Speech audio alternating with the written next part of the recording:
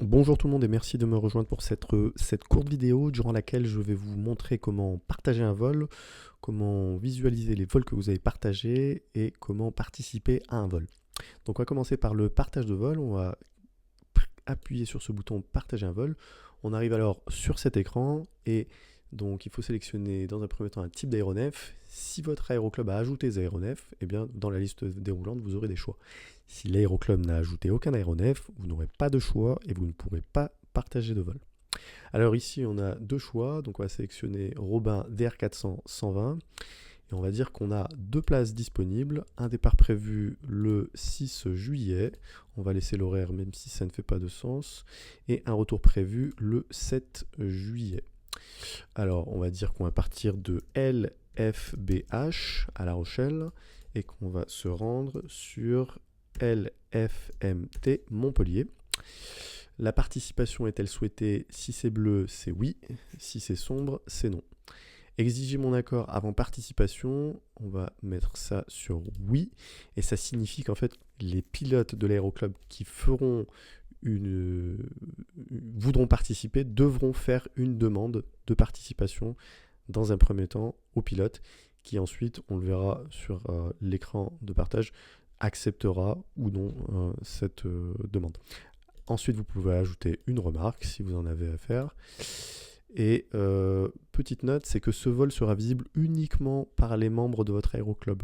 C'est-à-dire que par défaut, lorsqu'un aéroclub rejoint la plateforme FlightShared, eh bien, il n'est pas possible de faire du partage de vol interclub. C'est-à-dire qu'un pilote d'un aéroclub ne peut pas partager son vol avec un pilote membre d'un autre aéroclub. C'est à la discrétion de l'aéroclub d'activer ou pas cette fonctionnalité. Donc a priori, comme là on est sur le modèle par défaut, c'est pas activé. Ensuite, on appuie sur partager. Donc là, je ne vais pas le partager parce que c'est un vol que j'ai déjà partagé, qu'on va pouvoir aller visualiser sur le profil du pilote en appuyant sur l'icône en bas à gauche et donc en appuyant ici sur mes vols à venir. Donc on le voit, LFBH, LFMT, Montpellier. On peut voir ce vol sur la carte avec une petite animation.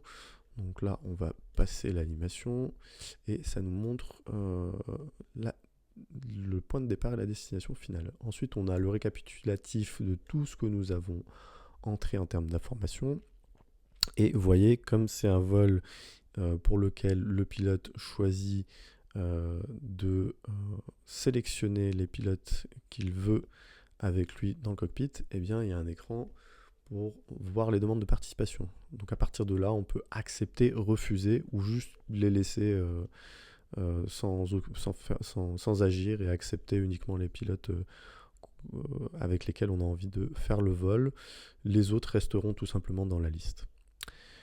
Voilà pour le partage et la visualisation d'un vol partagé.